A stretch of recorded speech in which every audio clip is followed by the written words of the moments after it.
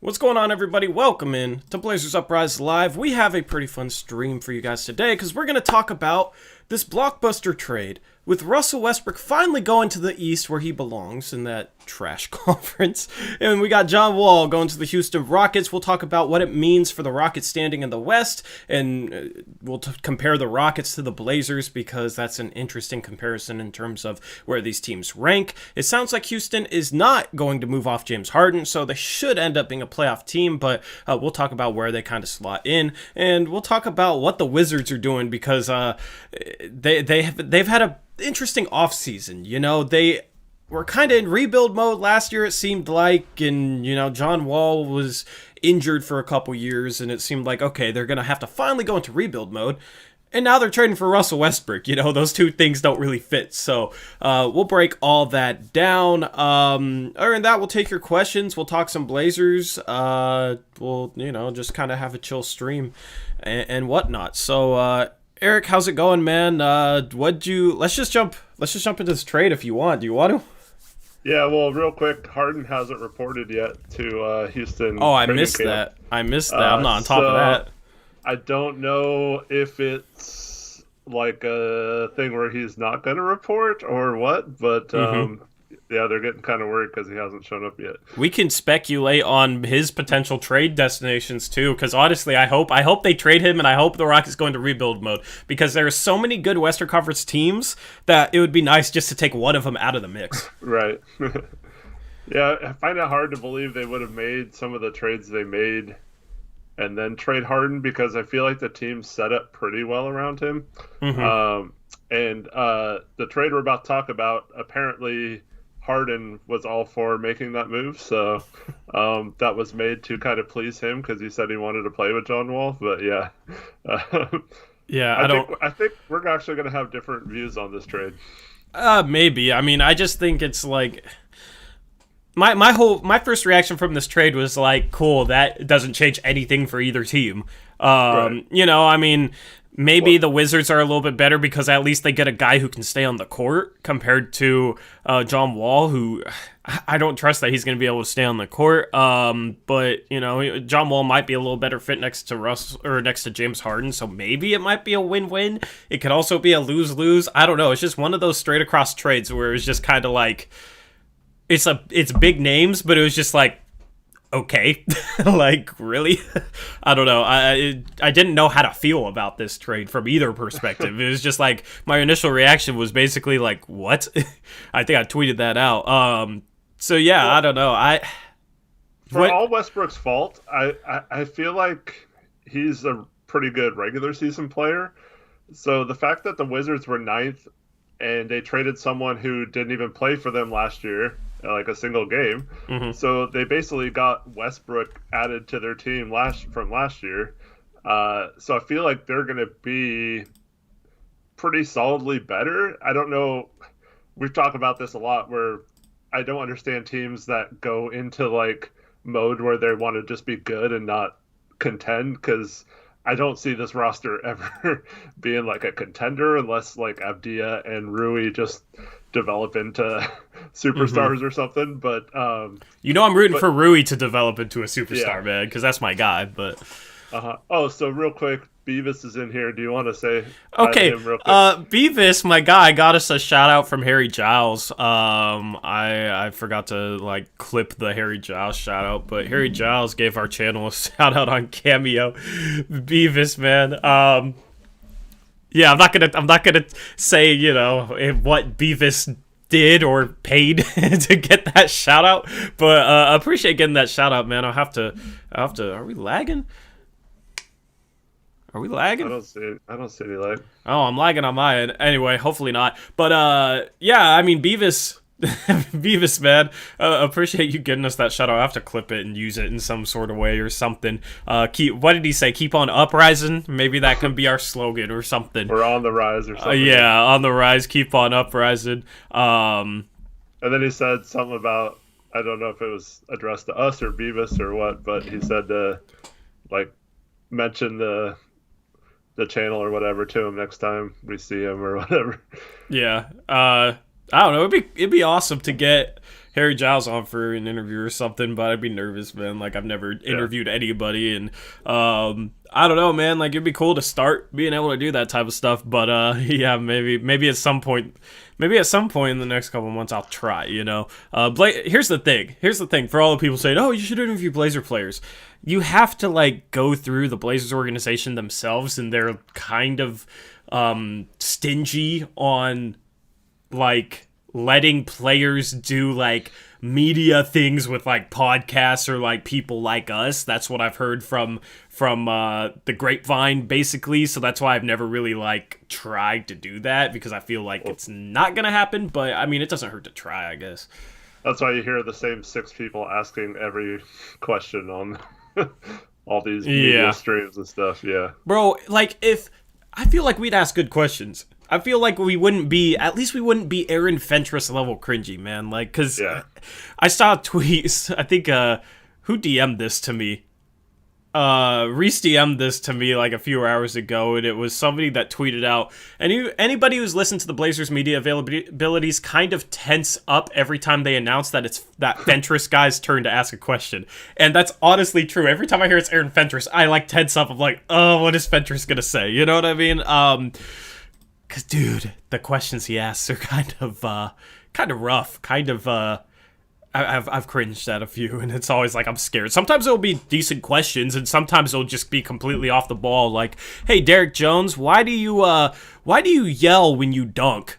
Like, stuff like that. So, did you watch Rodney Hood's interview? Yeah. Like, they just kept on going back to that. It's like, dude, he said his thing about it. Like, just leave the man alone about his nephew or whatever. Like, God, like, you have to keep bringing it up. And everyone it was so like, awkward. Hey, I'm sorry to bring it back to this, but blah blah blah. They just asked the same talk more about your like, nephew getting like If those of you don't know, like, he lost his nephew to gun violence, and they kept going back to that topic, asking him to elaborate on it after he already elaborated on it, and it was just like, and then you had like Casey Holdall saying like, yeah, man, don't be afraid to get dark with us, like, life's tough sometimes, and Rodney Hood is just like, it's just, I don't know, man, it's just awkward. It's like, I don't know, man. I would love to watch an interview. And if I ever interview players, this is how I'd want my interviews to be. I'd love to watch an interview where it's just like two humans just having a normal conversation. You know what I mean? Yeah. So like a lot of the interviews I see on YouTube, Kenny Beecham does some interviews with NBA players, and he's really good at it because he just makes it like a genuine conversation, and like some of it isn't about basketball, but it's like less of an interview and more of just like two guys just having a cool conversation on stream. You know what I mean? Instead of like being prodded with just weird questions, random questions, stuff like that. I don't know. It's just like the media in Portland. I wasn't even planning on ranting about this, but the questions they ask just, I don't know.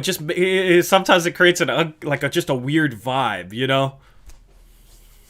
Yeah, I would love to get an interview with Stotts, because I feel like we would ask him questions that would kind of, both Stotts and Olshey, because I feel like we could ask both of them questions like that. They'd be kind of surprised that we even knew like what we were talking about, you know. Yeah. Especially like Olshey, like because no one even asked him about the Blevins signing, or like if we're going to use our other two-way spot, and questions regarding trades and stuff like that. But yeah, exactly. How did they not ask him about the Blevins thing, man? Come on.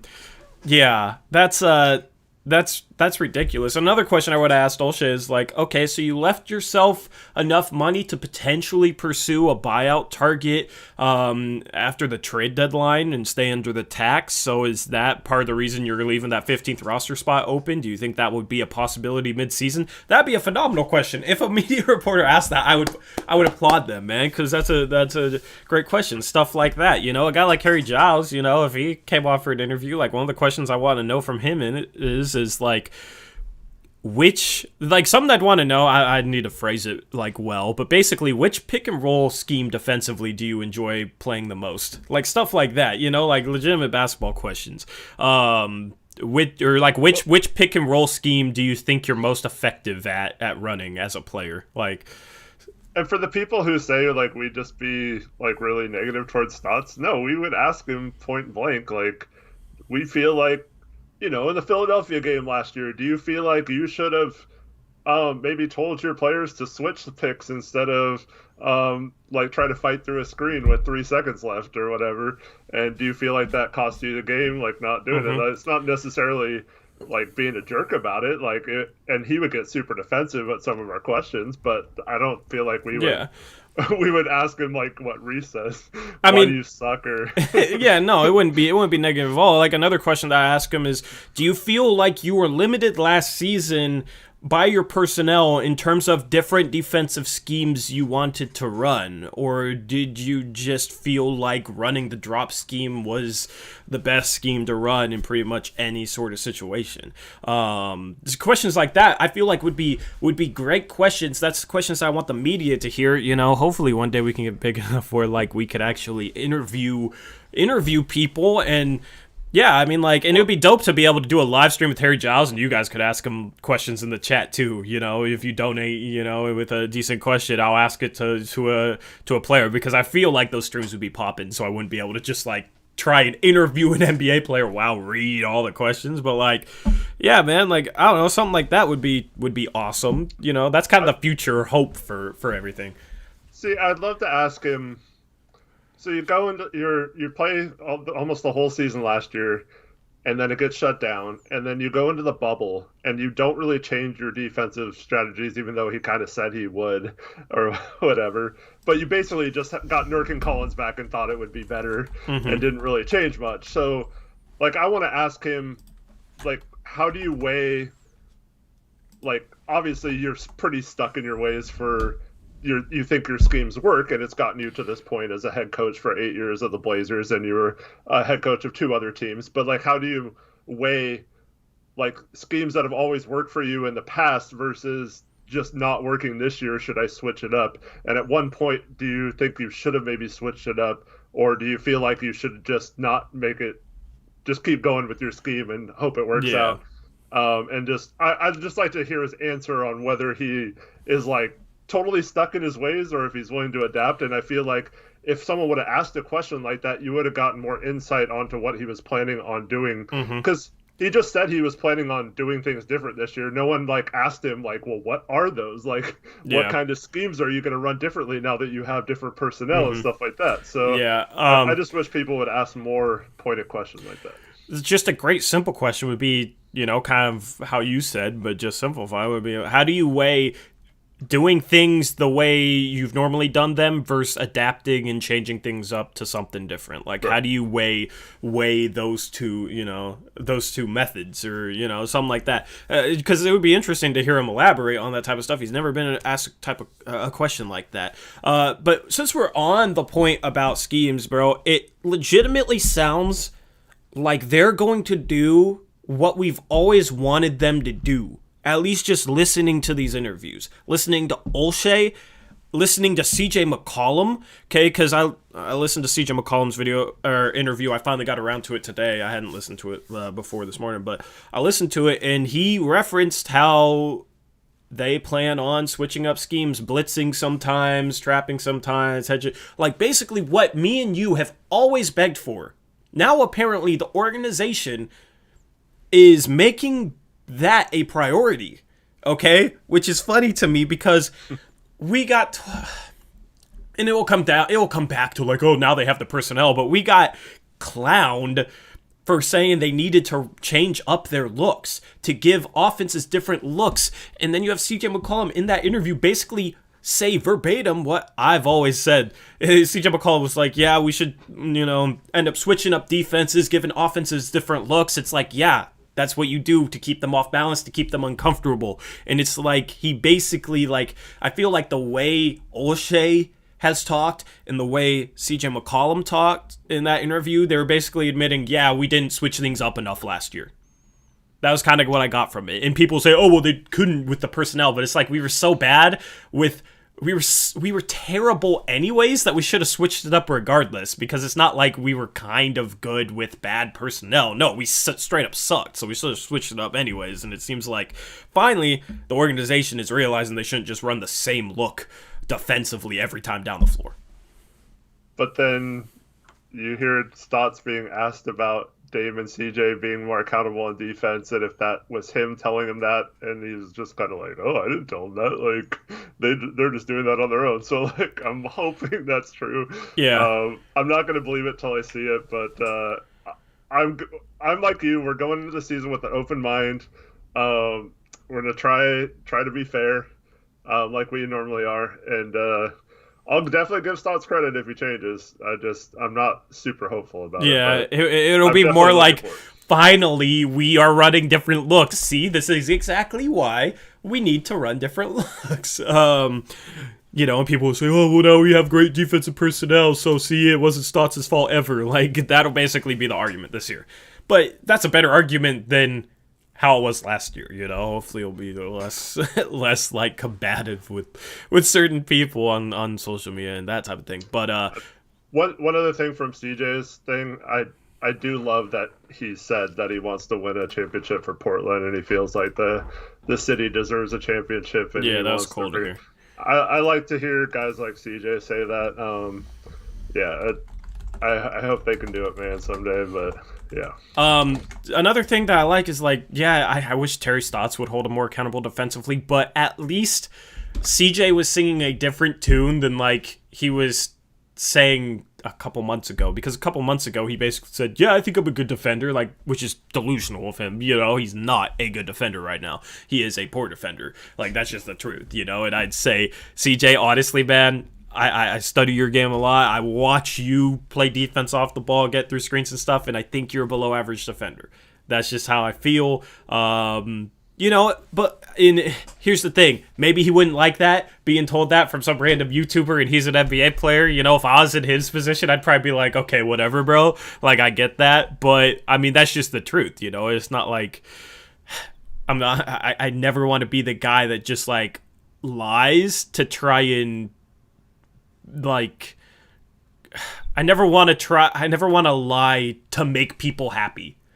Like, that, at that point, you're selling out the truth in order to, like, satisfy other people. And I'd never want to do that. I just want to tell it how it is. It's like, and the thing is, like, it would be a constructive criticism type thing. You know what I mean? Like, something, you know, I'll get emotional and I'll rant about how CJ can't defend sometimes, and, like, you know, CJ, what are you doing? How are you giving up that backdoor cut right there? Like, stuff like that. You know, I'm an emotional fan, but when it comes down to it, like, everything I try and do is like, okay, this is how I feel like we could improve the team. And a big thing for improving the team would be CJ McCollum being a better defender.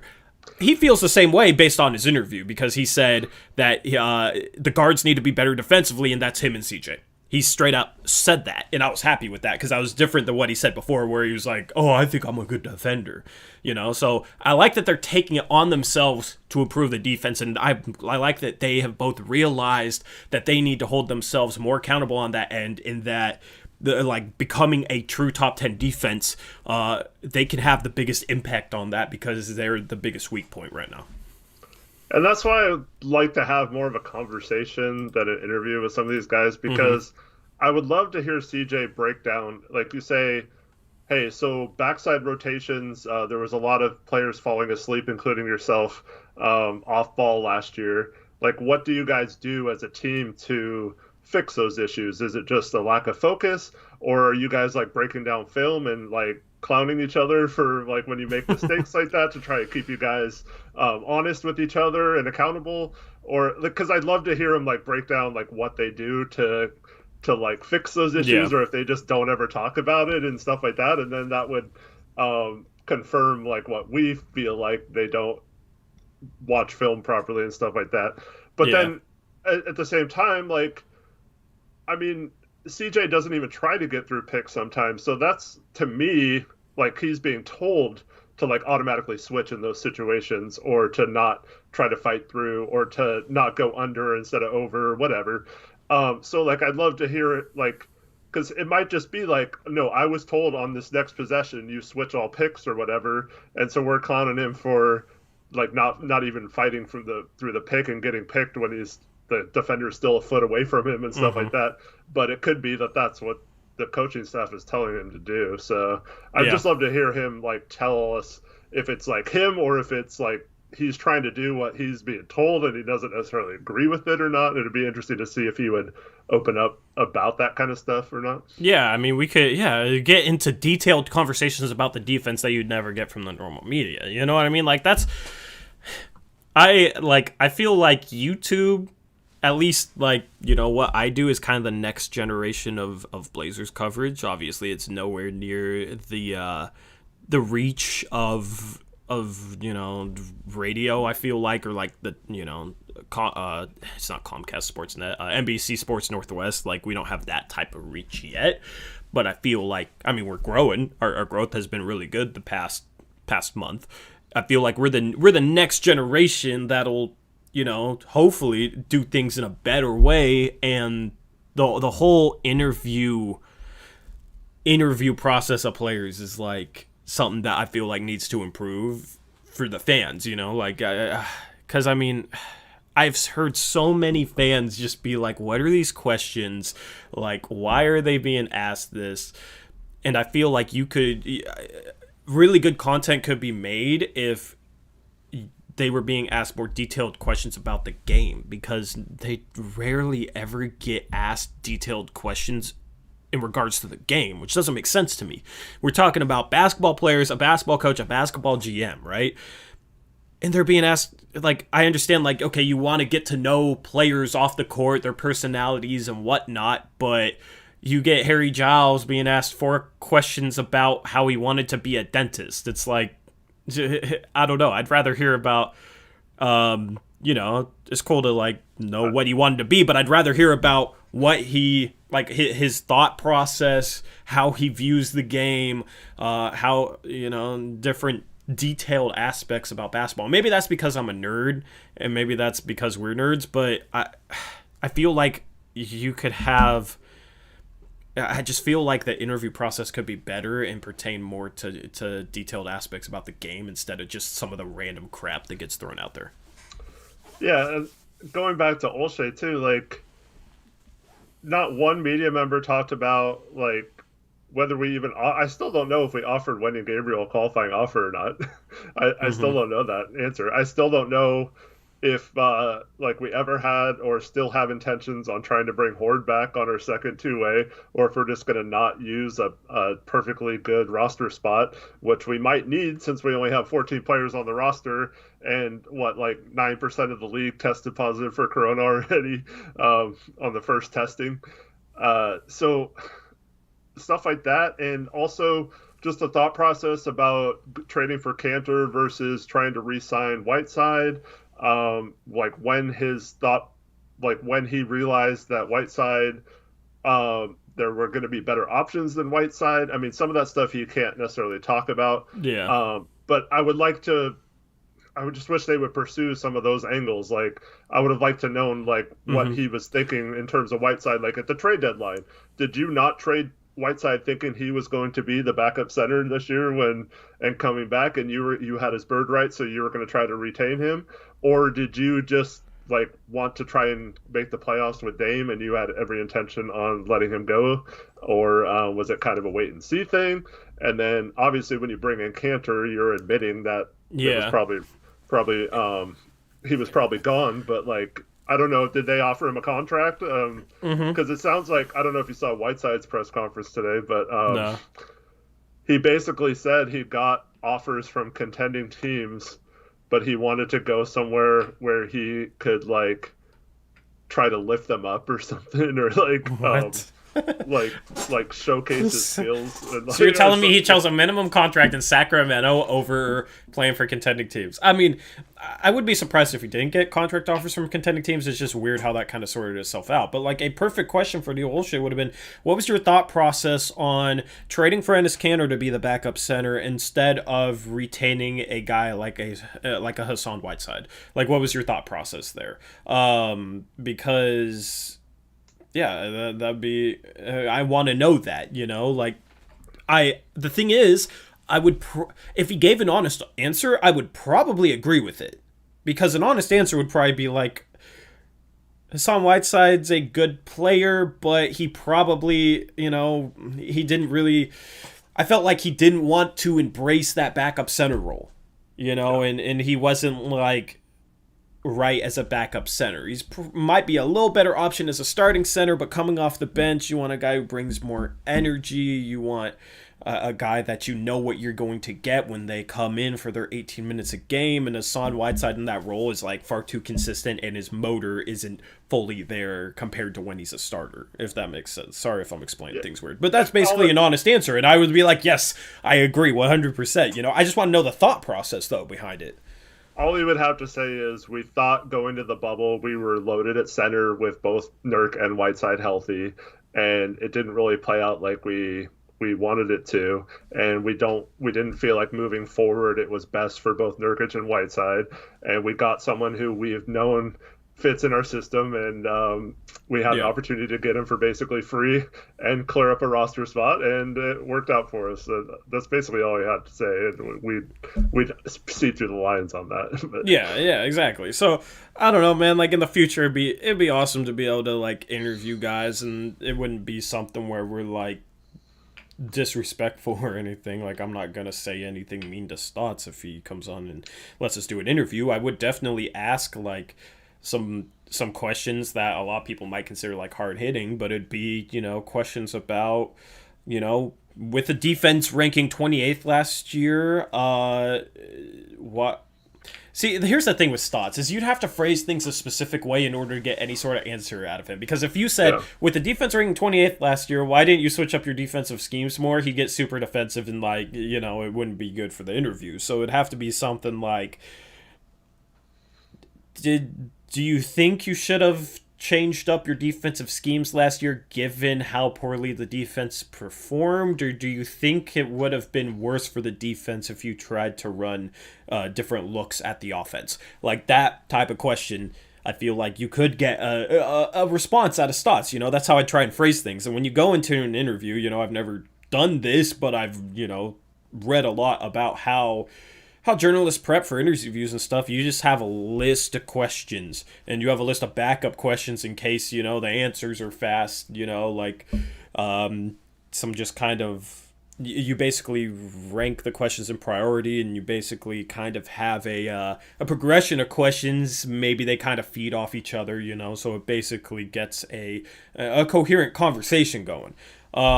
So yeah, that's the thing. I'd have things written down and I just read off questions like that, because the thing is like, maybe this is kind of insulting to Stotts, but unless you phrase things a certain way, he can get very, very defensive. And he can get very like upset with he kind of gets upset with the way things are worded sometimes. So you have to word things very quick all the time. Yeah. So you have to word things very specifically when it comes to Stotts. And I feel like that's another thing some of the media guys don't properly do sometimes, is they word things in a way where it's like, yeah, you're not going to get an answer out of that question just because of the way it's worded and because of the way Stotts is. Like, that's not necessarily the media's fault, because Stotts shouldn't be so defensive. But, if he is, if he needs things worded a specific way to get an answer, as a journalist, your job is to go and get an answer. So you need to word things a specific way in order not to, get a defensive response and actually try and get a real response instead. Like that one guy in the interview after game 1 against Golden State 2 seasons ago. Yeah, what was the question? I remember the situation. He just asked like why they didn't try double teaming Curry off pick and rolls or something, and Stotts was like, "Well, Houston did that in the last game of their series, and he scored 33 points in their half. So how do you think that's any different than what we did, or something like that?"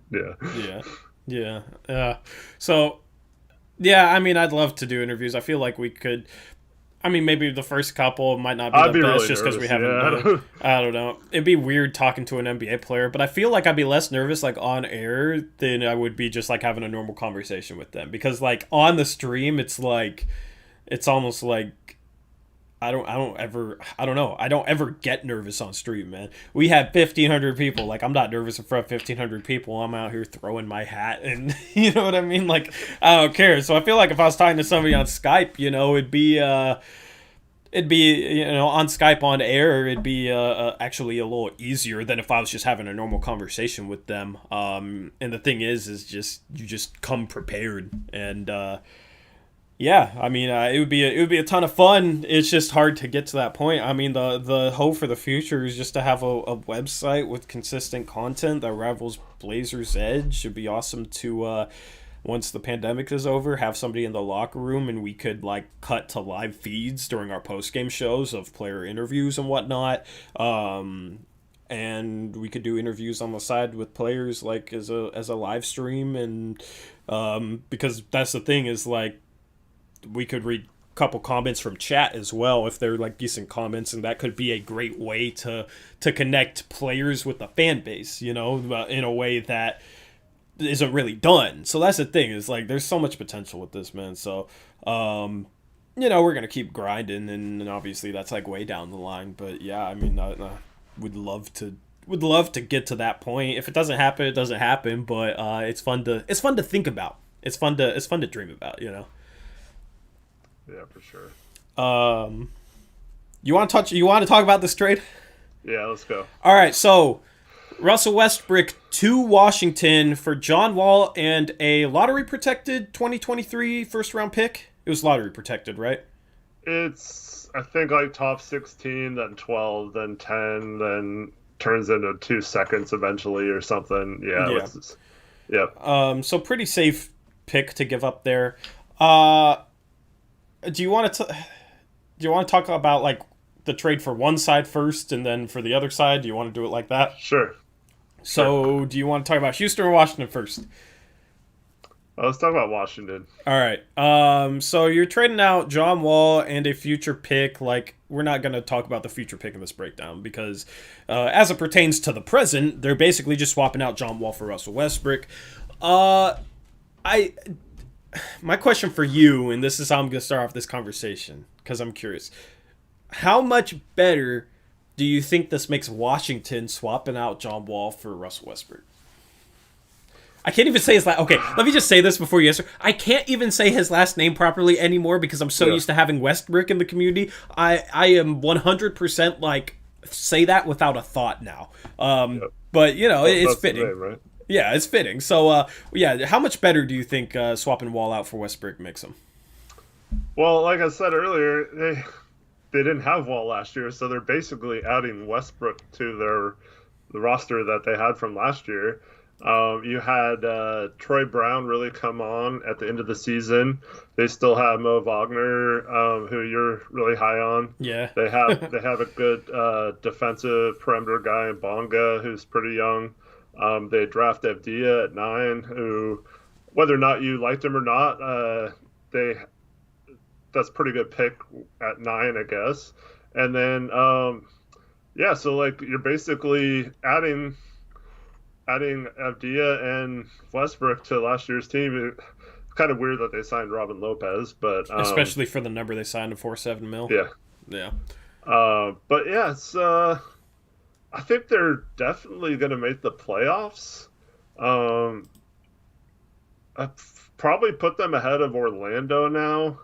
The Nets are obviously going to be a lot better with people healthy.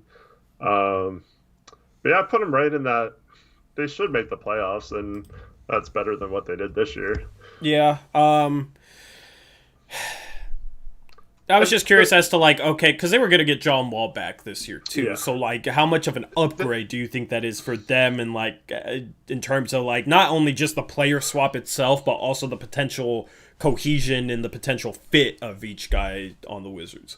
Yeah, see, I think I see a lot of people saying, like, oh, Beal's going to hate Westbrook and all that stuff. But, like, I mean, the dude does average like 10 assists a game. It's not like he doesn't pass at all. Whether he stat pads or not, he does pass the ball sometimes. I feel like with Wall being out the last couple of years, I think, when he first got hurt, I think it was like 3 years ago now when he first got hurt, right? And then he came back and got hurt again. I think they started to realize when they had guys like Gortat and Markieff Morris and some of those guys, when Wall went out, they talked about how the offense flowed a lot better and stuff like that. So I think there was going to be, obviously, none of those guys are still there except for Beal, but I think Beal realized that he was better playing on the ball than off the ball, but he's also a good enough shooter to play off the ball with a really good player. I just don't see it being too much of a difference. And the fact that their contracts are exactly the same makes me okay with their decision to take a chance on Westbrook.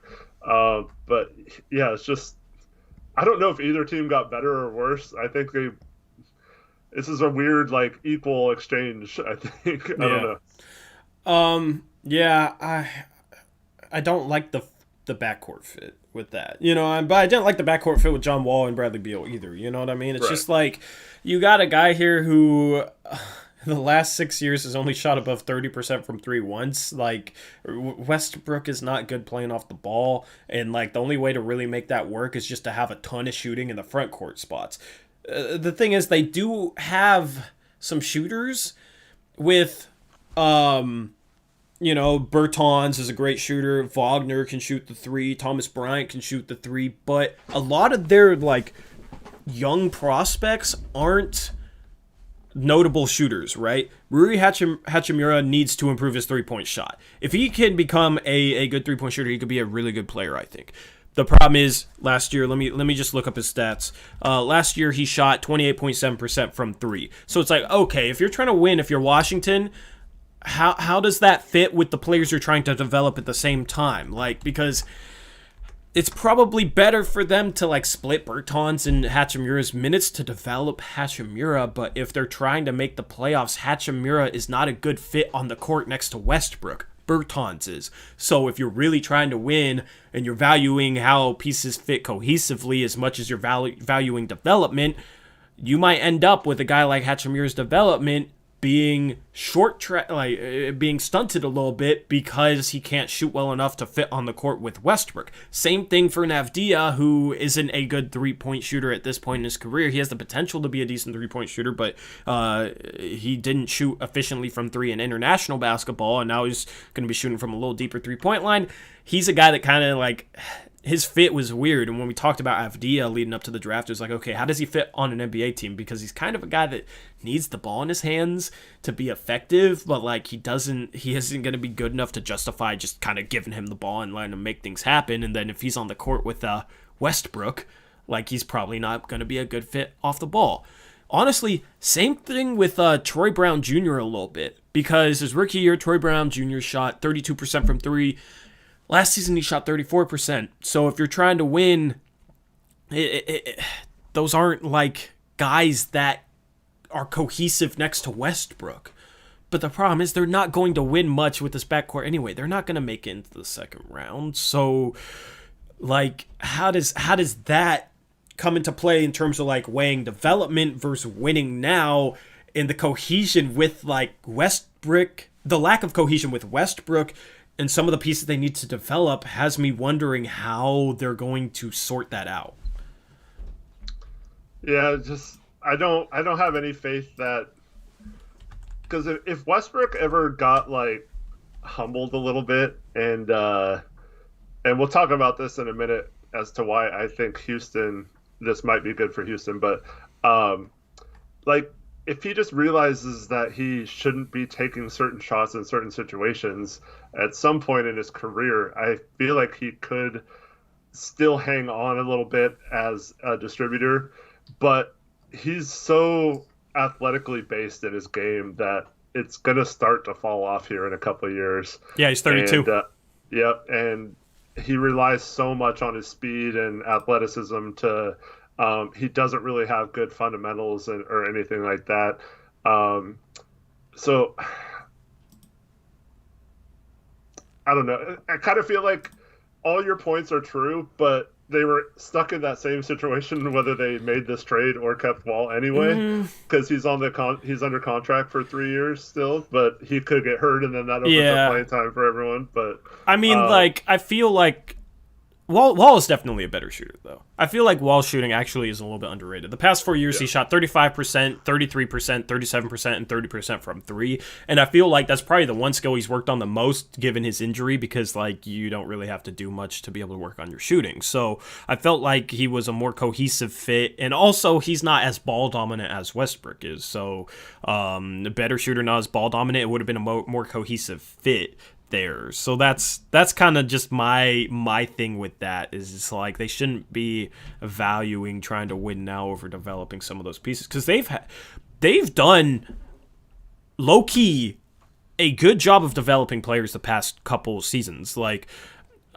Garrison Matthews was a two-way player that actually played well for them last year, and I could see being an NBA role player. And pretty much, I wouldn't be surprised if half the people watching this don't know who Garrison Matthews is, but he's a guy that did decently when he played for them last year, kind of a three-point sniper. They could play him more too, yeah. But you're talking about shooting, so they might give him more of a shot. Yeah, I mean, Bertans, they took his game to the next level. Troy Brown Jr. Had a good jump from his first year to his second year. Rui had a decent rookie season. I think he just needs to improve his three-point percentage and his defense.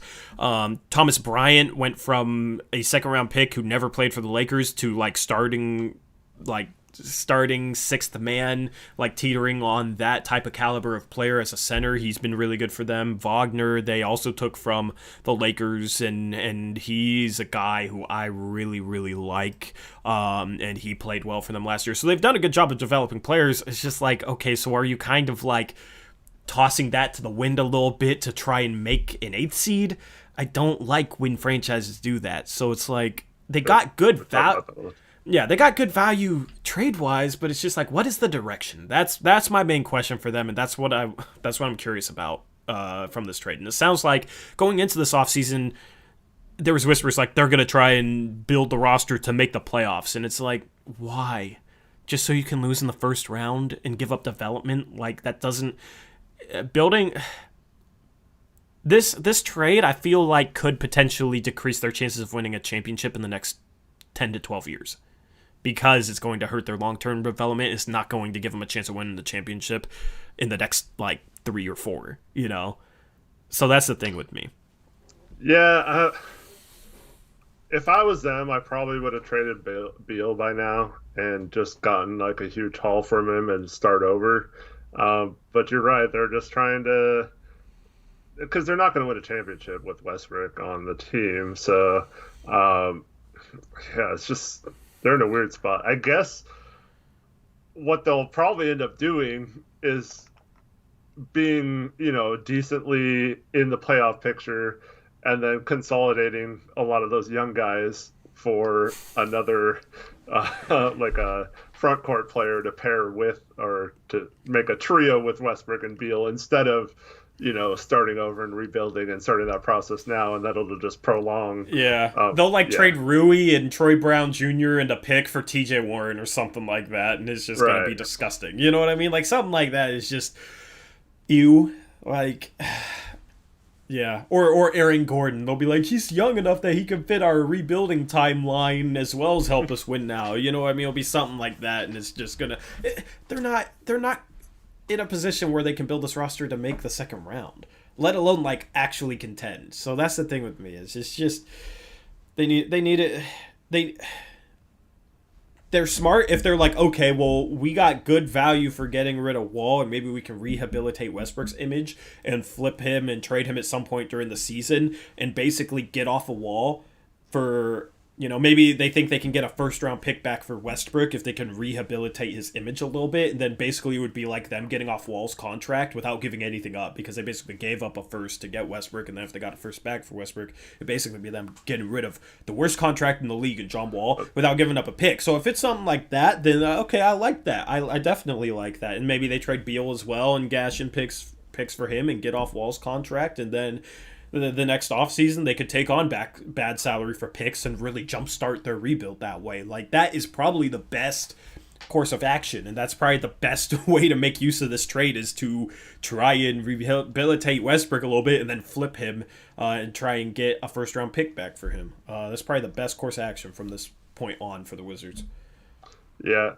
Well, if you want to move on to the Rockets, I kind of feel Yeah. like there's a chance that Houston was thinking the same thing, whereas, they shopped Westbrook and were apparently appalled by some of the lowball offers they got for him from some of these teams that called about him. And then,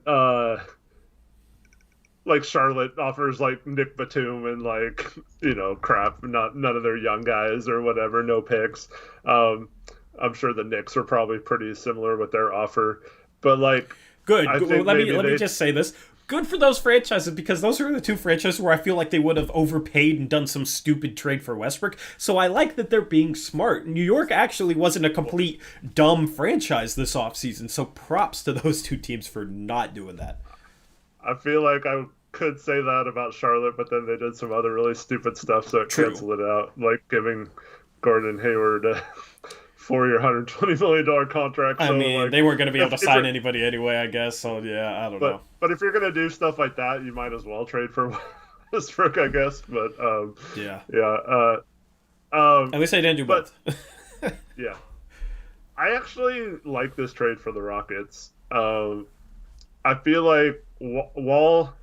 I have nothing to base this on, but when you're hurt for almost 2 years, you almost have to be humbled a little bit. Like I was talking about what Westbrook hasn't been able to do in his career, and I felt like last year, Westbrook just tried to take over games at like the worst possible time when it should have been Harden with the ball, and you have Westbrook pushing the ball up and shooting in like a 1-on-3 situation, and I posted this on Twitter, but over the last 5 years, Russell Westbrook, out of 50 players who have shot at least 2,500 jump shots, Westbrook is dead last out of those 50 players in efficiency.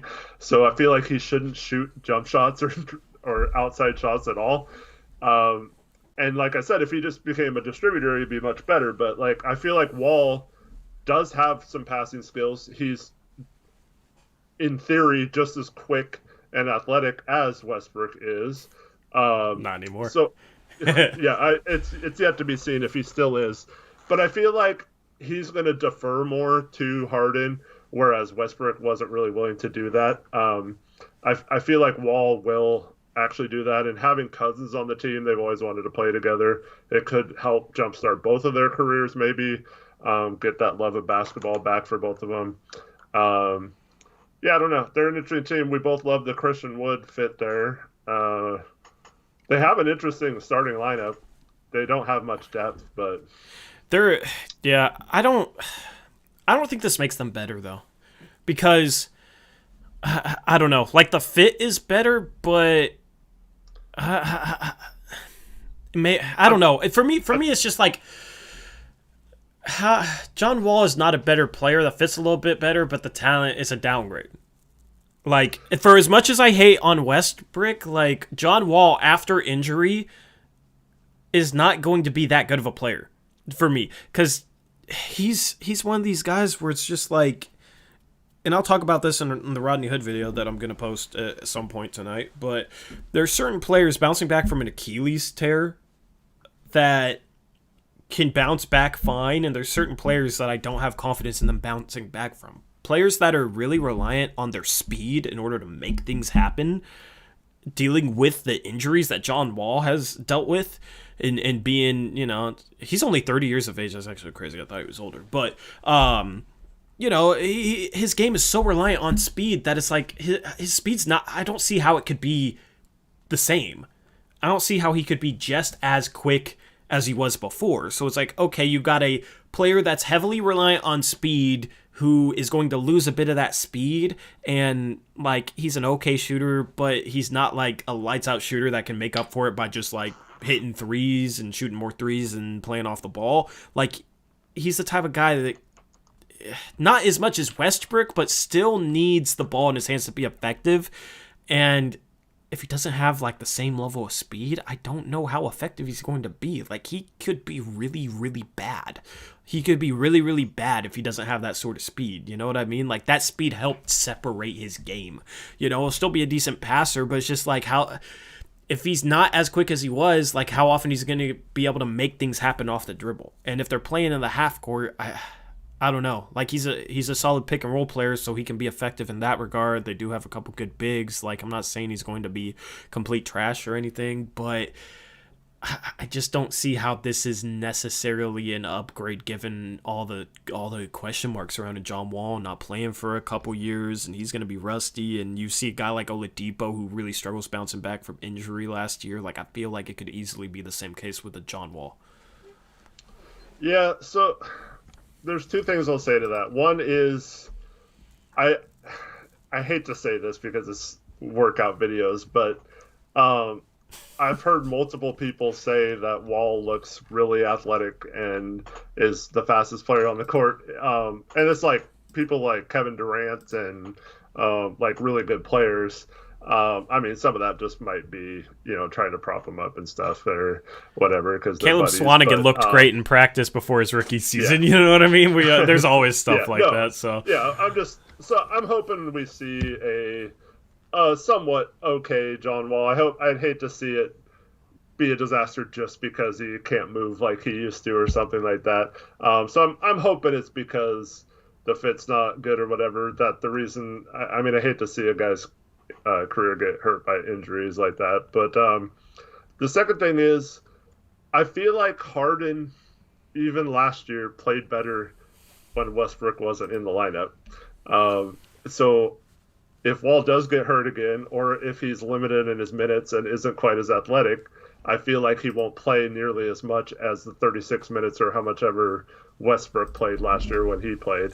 So I feel like Harden is going back, and we've seen the situations like a couple years ago where Harden and basically just surround him with shooters. You don't want to go completely not have a guy over 6'7" or whatever like they did last year, but surrounding Harden with a guy as talented as Christian Wood, and if DeMarcus Cousins gives him anything, PJ Tucker, can hit threes from the corners. Gordon and House, if they're healthy, can hit threes. McLemore hit pretty good amount of threes last year. I feel like Harden can still lead that team to the playoffs and be okay, and it might even be better even if Wall doesn't play that much, if that makes sense. Yeah, I don't know, man. If John Wall gets hurt, a roster of James Harden, DeMarcus Cousins, who could get hurt as well, right? Like I'm not Christian really Wood, him, but like that's not a top 4 team in the West. Even with John Wall, I just don't see him as a top 4 team. I think if they're healthy, they'll definitely be a playoff team, but I don't think they're a top 4 team. I don't think they're as good as Portland if they're healthy. Because their pieces don't fit as well, and in terms of talent, like Dame and Harden are pretty much the same level in my opinion, right? Like I put James Harden a little bit above them, but they're pretty much the same tier in my opinion. Some people would say I'm being biased. I think they're the same tier. CJ and Nurk, I'd take over anybody else they have. Anybody else. Definitely over Wall, because like Wall, he's a little better fit than Westbrook next to Harden, but CJ's a better fit next to Dame than Wall's next to Harden, in my opinion. Clowns on Twitter about that. Yeah, like Nurkic and CJ are better than John Wall. Like that's my opinion. I don't think John Wall is going to be like 20-9. I think he's going to be like if he plays the same minutes he was playing before, I think he'll get injured. So I think they'll need to kind of cap his minutes. He's been injury prone. A guy like Cousins, I think they're going to need to cap his minutes. He's been injury prone. So it's just like straight across roster construction wise, just in terms of talent on the team, I think the Blazers are a more talented team. I think their pieces fit better. And, they have a lot more depth, too, because that's something that we're not talking about with the Rockets. Like, yeah, they have a guy like McLemore off the bench and PJ Tucker, but who's their 8th best player? Assuming their starting lineup is like Wall, Westbrook, House, Christian Wood, DeMarcus Cousins. Okay, and then off the bench you got McLemore, you got PJ Tucker. Who is? I'm sure Tucker will start at the 4 and Wood at the 5, probably with Cousins off the bench. Regardless, like that's their top 7, Yeah. Who's their 8th best player? Chris Clemens? Like, am I forgetting someone? Eric Gordon. Eric Gordon was trash last year. That's another injury-prone guy. He was pretty good in the bubble, but I mean, he was kind of back to that playmaking. I think they re-signed Gerald Green. I'm not 100% sure if they actually re-signed him or not, Hmm. but I mean, yeah, but in 36, he's injury prone. He only played 36 games last year. He was kind of healthy. He was decently healthy the 3 seasons prior to that, but he's off and on injury prone as well. But last season, 37% from the field and 32% from three, and he doesn't play defense. You know what I mean? Like, that's a guy who, honestly, if he was on our team going into the season, I would say he shouldn't be in our rotation. Like, he shouldn't play over Gary Trent Jr., shouldn't play over Rodney Hood, shouldn't play over over either of those guys. Like, he shouldn't be in our rotation if he was on our team. So that's the thing. Like, he's their eighth best. Who else? Who else do they got? yeah, they signed their second round pick, as Caleb points out, Kenny Martin Jr. to. They signed him to like a 3 or 4 year, using Yeah. part of their mid level exception or whatever. So they're just trying to fill out their roster.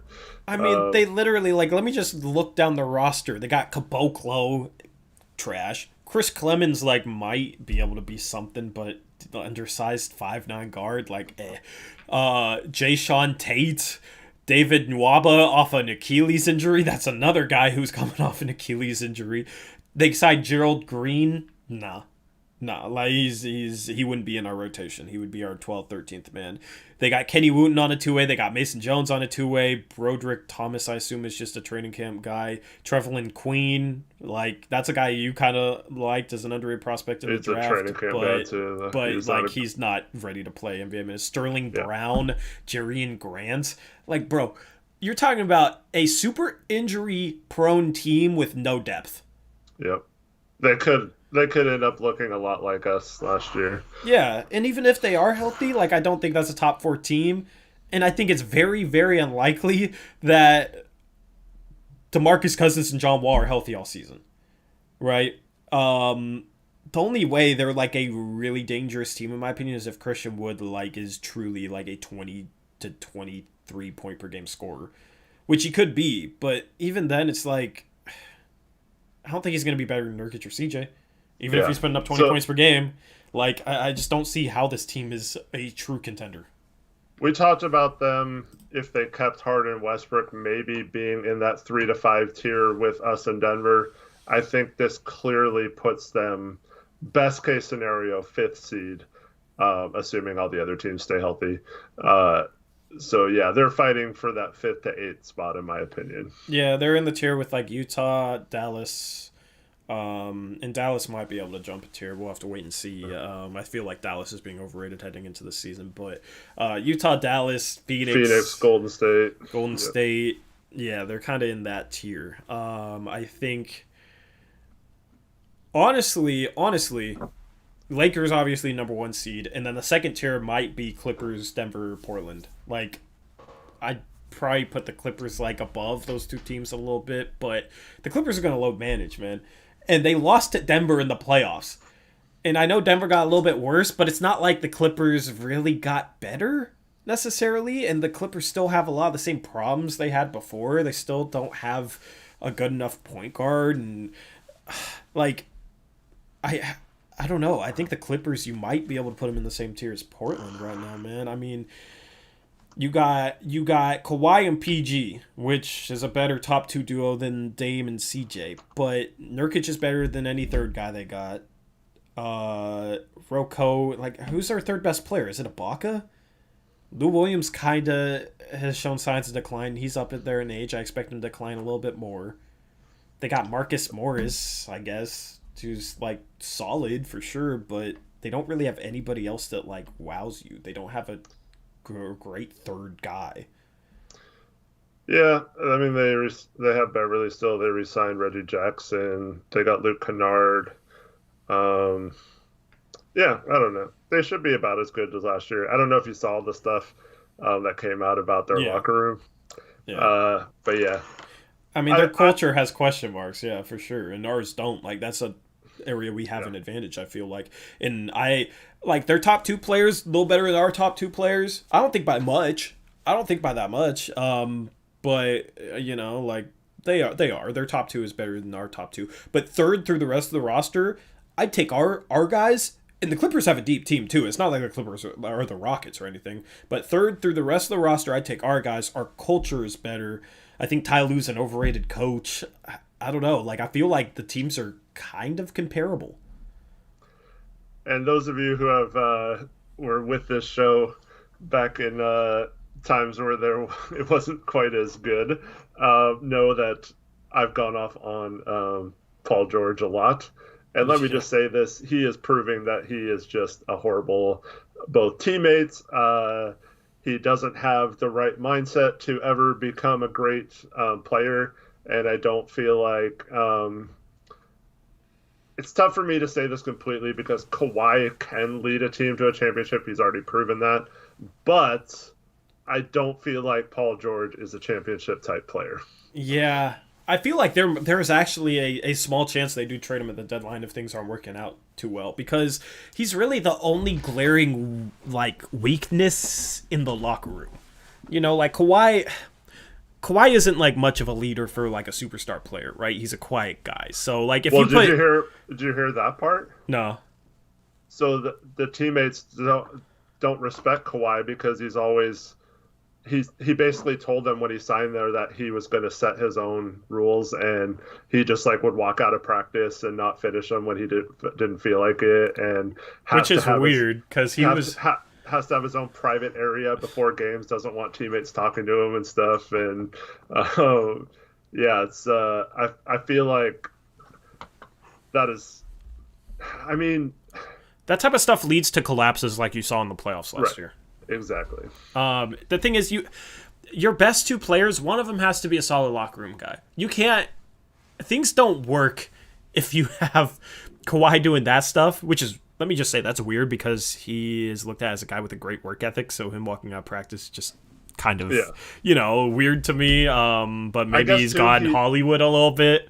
Part of his thing too, I guess he got a house in San Diego or he moved back to his old house. I don't know what the story was, but apparently he would commute from there and he was always late to stuff. So like they were constantly waiting on him for like flights and practices and stuff like that, like events, and it was always like he would just show up on his own time and wouldn't really care and just stroll in like nothing was wrong. Never like apologize for it or anything. So yeah, it's got to be tough to play with that guy. Well, you can't have a Paul George next to a guy like that too. Like then you're just completely shot. You need guys that are solid in the locker room to be able to deal with that type of crap. Like you deal with it because it's Kawhi Leonard and he's a top 5 player in the NBA, but you can't have a Paul George next to him. So I honestly think there is a chance that Paul George gets traded. Let me just throw this out there. It'd be kind of funny. Like, they need a point guard. They need a better point guard. I could see, I don't know if Indiana would want to do this or flip him to a third team, but I could see like Paul George for Malcolm Brogdon and TJ Warren and maybe a pick or something like that, which would be a good trade for the Clippers and kind of shore up their point guard position. They could get a wing back to replace Paul Indy George. Want him back though? But I don't know, man. It's like Indy's stuck. They need like a go-to star scorer right now, and they wanted Gordon Hayward, and they were willing to give up Miles Turner and I think a pick for Gordon Hayward. Like, Paul George is like kind of the type of player they need, and I feel like their locker room is probably strong enough to be able to incorporate a Paul George without completely killing the locker room. And then you'd have, Paul George, Sabonis, Miles Turner, Oladipo, if he can bounce back, like that's a pretty good team. If Paul George plays well, if plays up to like his potential, you know what I mean? The point guard, they would kind of have a hole at point guard in that position, but that's like a pretty good team, you know. And they did nothing this offseason. I feel like they're going to get shaken up at some point, or maybe they do that trade and flip Paul George to a third team. And go into rebuild mode. Like, Indiana's going to have to do something at some point. They're kind of reminding me of us, like, a couple years ago when everyone was like, oh, we never do anything. Indiana's even worse, bro. They're, like, bringing back, like, 13 guys. It's insane to me. There are so many rumors around Oladipo, around Miles Turner. Bro, like, who'd they change on their team that you can name off the top of your head?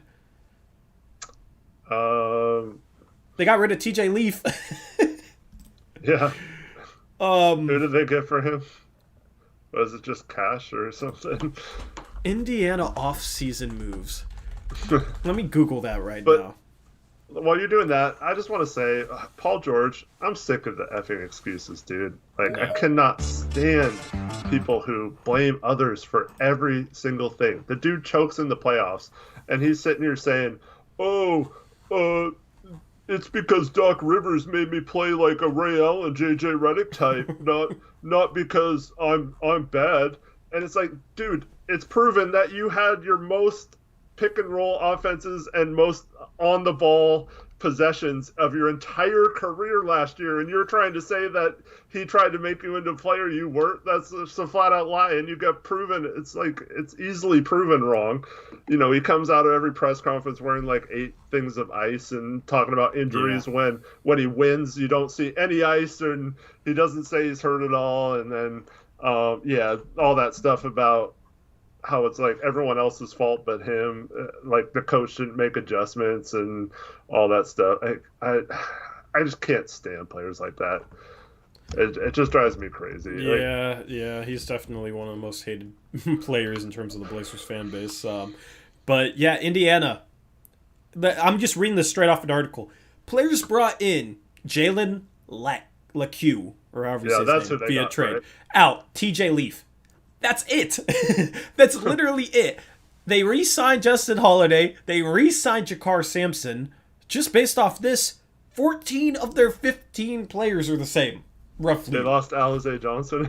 Oh, they lost Alize Johnson. He wasn't on the out. But yeah, they lost Alize Johnson and TJ Leaf and brought in Jalen LeCue. Is that how you say his name? Yeah, I think so. Who else did they bring in? Did they even bring in anybody else? It's not LeQuick. Like, bro, I am so shocked at how stagnant they were. And they tried for Gordon Hayward, but bro, like their roster's the exact same. And I was saying before this offseason, like they're a team that needs to change something up. They need to change something up. They need like a star level scorer. So that's why like maybe bringing Paul George back. That'd be funny. Yeah, I wonder how Paul George would feel about that, man. But I mean, Paul George is unhappy with everything all the time, so wouldn't be surprised. Wouldn't be like the Pacers wouldn't expect him to be unhappy with that. Oh, they brought in Keelan Martin. That's the other guy they brought in. What's weird is like we loved the Brogdon pickup last year, and him on paper they still have like the same team we're excited about. Maybe even I guess it kind of evens out with Warren being a little above where he was last year and Oladipo not being as good. But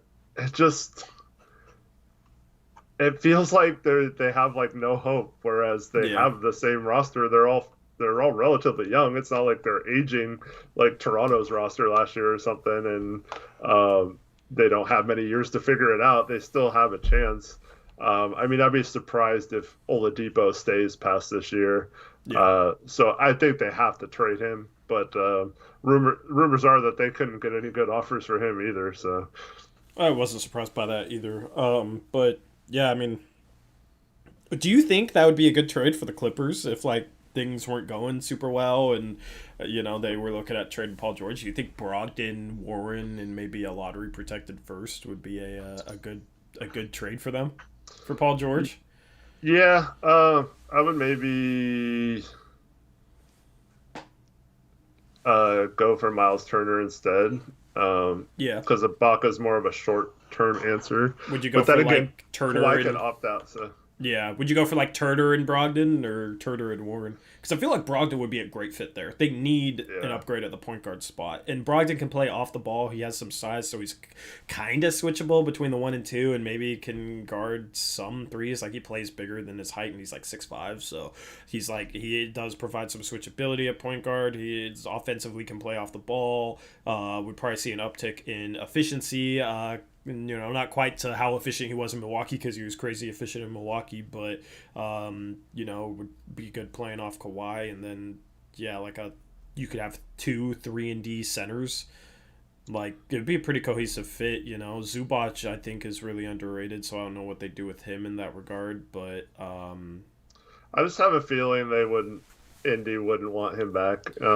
Maybe we've they'd seen flip Pritchard. him. Pritchard's been kind of petty with that kind of stuff in the past. I know he wasn't necessarily directly involved with the initial Paul George trade, but Yeah, I mean, I just think when you have a star, that'd be like the Pelicans trading for Anthony Davis in a few years. I'm sure they Yeah. would do it, I but mean, like, yeah, they would probably flip him maybe yeah. to Philadelphia for like Tobias Harris and a pick or two or something like that. I don't know. That would be kind of interesting, but yeah, I mean, I just think like that's the type of trade. Maybe not that exact trade. Maybe they get different pieces from a different team, but that's the type of trade that like if they were looking to move off Paul George would not downgrade him, would make the locker room better, would make the pieces more cohesive around Kawhi, and would potentially strengthen that locker room enough where they wouldn't completely collapse in the playoffs. Because I don't see how this locker room is going to improve. And the team like folded, bro. They folded. They absolutely collapsed against Denver.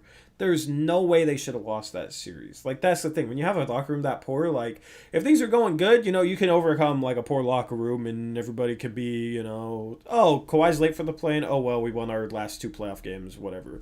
When you start losing it basically just compounds the problem.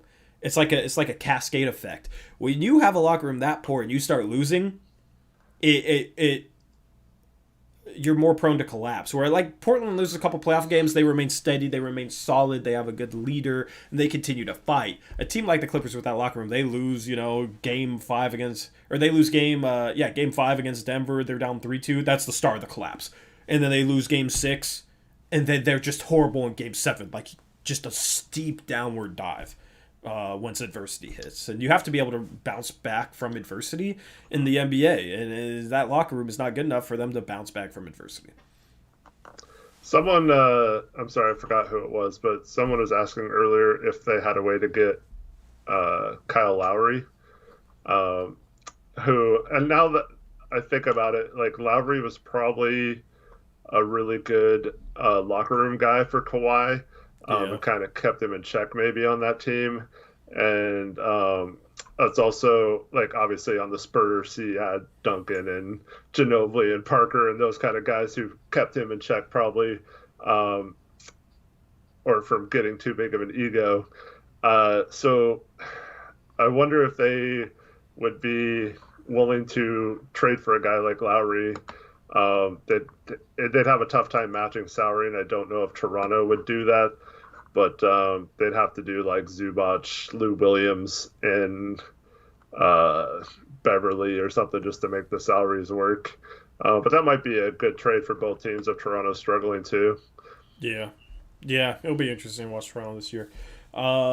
Anything else you want to touch on with the stream? Nope. I think we pretty much covered most of the stuff. Alrighty. Rodney Hood video will come out some point tonight. I'll count it as today to say my upload streak is still going. It'll come out maybe like 2 a.m. or something. I don't know. It'll be a short video. I'll just talk about like why I think he's gonna bounce back well and kind of the things leading up to him re-signing and whatnot. That's the plan. Other than that, I don't know. We're just waiting, bro. I'm ready for the season to start. We're literally only 8 days away from the preseason starting. Like, I'm just ready for basketball. Reese is worried that they haven't shown, or it doesn't seem like Little has shown up yet. They're not showing much, though, There was 50 players that tested positive, and the Blazers haven't disclosed any of the results for their tests. So it's possible he tested positive. I'm not speculating, but or there could be some other reason. It's possible Harry Giles tested positive too, because like that's the other guy that people were like, I haven't seen anything from him at the practice facility. But he did an interview at the practice facility, so he probably didn't. I think they did show something with him, and there was one other guy that they showed today. I forgot who it was, but.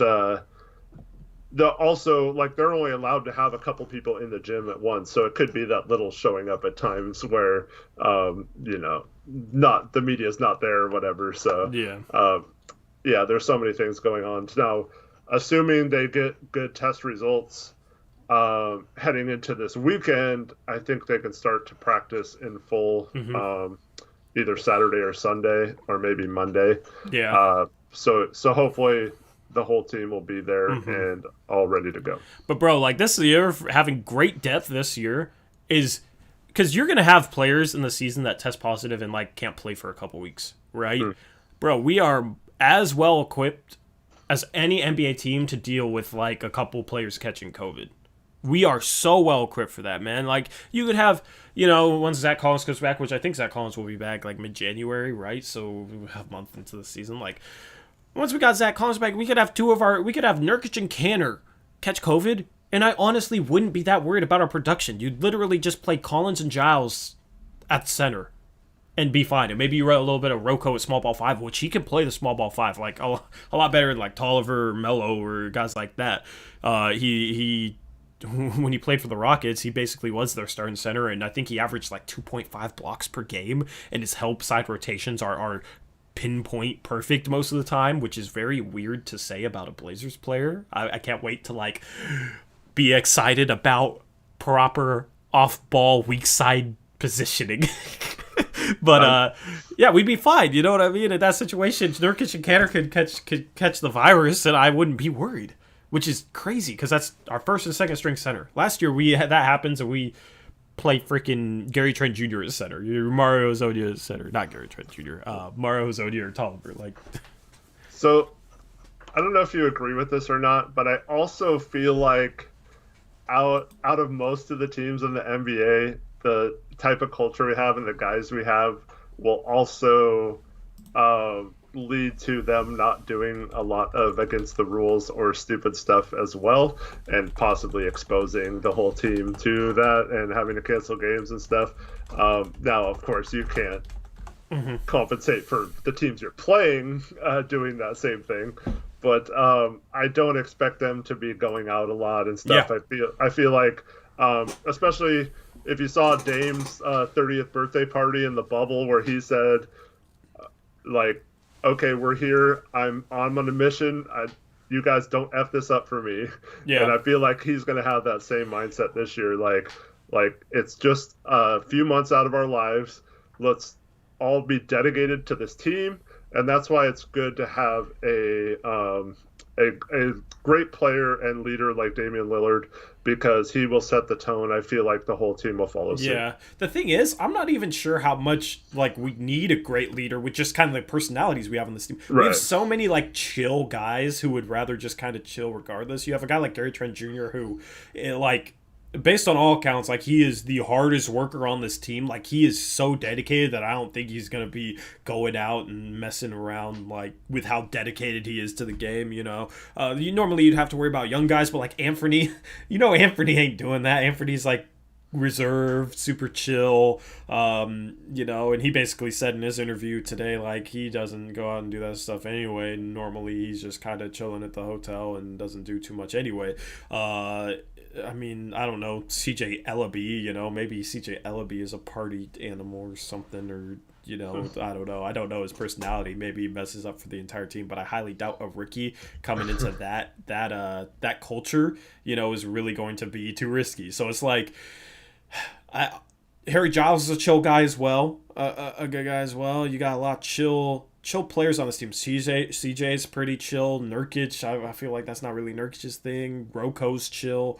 Derek Jones Jr. has the most like mellow voice ever. So I don't think we really have to worry too much we have the leader, but also like so many of our guys are just so reserved and chill and wouldn't really do that type of stuff that much anyway, that I think we'll be fine. And if something does happen, we have the depth. So I think we're as equipped as any team in the NBA to deal with this pandemic.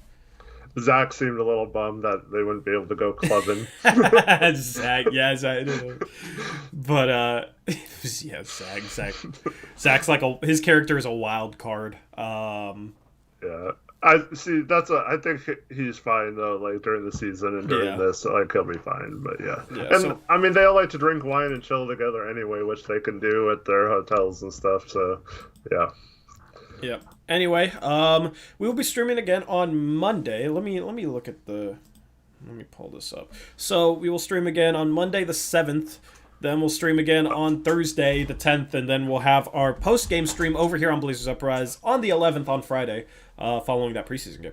Next Friday, man. Awesome. Yeah. We will once the regular season starts underway, like once the regular season actually starts, assuming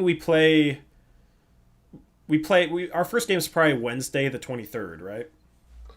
I think so, yeah, because I doubt there'll be games on the 24th. There's not usually games on Christmas Eve. Yeah. So I think they have the two opening night games on the 22nd, and then the rest of the league will open up the 23rd, and then we won't play again until the 26th, probably. Yeah. Okay, so Christmas Eve is Thursday. Do you want to do like a day stream on Wednesday instead of a night stream on Thursday? We could do a day stream on Wednesday and kind of preview like the game and do picks against the spread and all that. Because Tuesday it'd be like only a couple games, and then Wednesday I assume that's when we play. So instead of doing a Christmas Eve stream, like we could do Monday the 21st. We'll do like basically we'll have normal scheduling for streams. All the way through Monday the 21st, right before the start of the season. Then later that week, instead of doing Thursday at 9 p.m., we'll do like Wednesday at like 3:30 p.m. And at that point, we'll go back to day streams is most likely the plan. But we'd probably only do two, and we'd probably keep it Monday, Thursday. I'm thinking at 3:30 p.m. Pacific time in the afternoon, sometime around then. I don't know, like if that works for you necessarily, Eric. Like that's kind of the time we did before. Yeah, we'll just have to play it by ear depending on the game schedule too. But yep. And those streams would be over here still.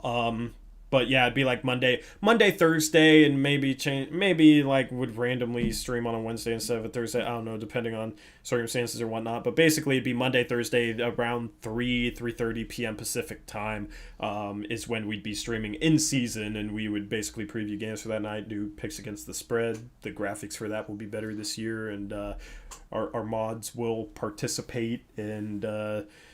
If you're like the top level channel member on our channel, you can participate all year for picks against the spread as well. I'm basically looking into like seeing if I could do like polls instead of the chat. Like I'm trying to make that segment as good as possible because I know that's a ton of fun. I love doing picks against the spread. So yeah, we'll do our day streams like 3:30 p.m. These streams, instead of being Monday, Thursday night at 9 p.m., will go during the season to 3:30 p.m. Pacific time, Monday, Thursday is the plan. Yeah. Well, I think Beavis is still in here. I did want to say one more thing about him. So he got a reply from Brooke. Very nice reply. Good thing Brooke doesn't see what he's like in chat, but argue with people. Oh, he paid Brooke a compliment about how like beautiful she is or something, and she said something to the effect of, "I am going to like bookmark this tweet and always look back on it when I'm feeling down," or something like that. And Brooke's awesome. He was a simp, but it worked. So that was nice. And then honestly, some other guy tried to like take credit or catch on or say something better than he said or something. That's weird. Yeah. But Brooke's awesome. Brooke is a great person and does her job very, very well, and is just like a true professional. And she's like been through some like tough things in her life, and she remains just super positive, like bubbly. Like Brooke's awesome. Like I'm glad we have Brooke. You know, I kind of hate on a lot of our media and stuff, but like Brooke is phenomenal. I really want her to be the studio host this year. I'm hoping they give her that job. Yeah, because she would be phenomenal as that. She's good as sideline. I'd like her as a sideline reporter. She's a really good sideline reporter. She is like the shining gem. And y'all don't even sit there in chat saying I'm simping or anything like that. I honestly like Beavis was simping, not yeah. See, Malcolm already hit me with the simp. No, that's just my honest feelings on her. Is like her job, the way she does her job. I respect it, you know. And you guys know I say what I think in regards to the media. Like I don't make stuff up. I don't lie about that type of stuff. I say what's on my mind in regards to them, good or bad. So you know, I know it's kind of weird me saying something good about a media member, but yeah, no, Brooke is phenomenal. There's a reason you haven't heard me rant about anything she's done, you know. And we do have some good members of our media. They're just, you know, obviously the ones that I talk about are the ones I end up beefing with on Twitter, so that's just the way it is. People are saying there's nothing wrong with simping, just admit it. We all simping in here. Embrace the simpage, Tori. I'm gonna start banning that word, bro. If y'all, I'm not gonna delete your comments. I wish putting people in 5-minute timeout wouldn't like delete their comments from earlier in the stream. Yeah. I don't think anybody goes back and watches it, but still. Anyway, this stream ended up with me praising Brick Olsen. Damn, I didn't expect that. Anyway, y'all gotta stop clowning me in chat too. Screw y'all. Anything else to talk about? No, I think we covered a lot tonight. All right. We'll stream again on Thursday, and the content should be pretty heavy this week. Rodney Hood video will come out. Our videos have been popping off on that main channel.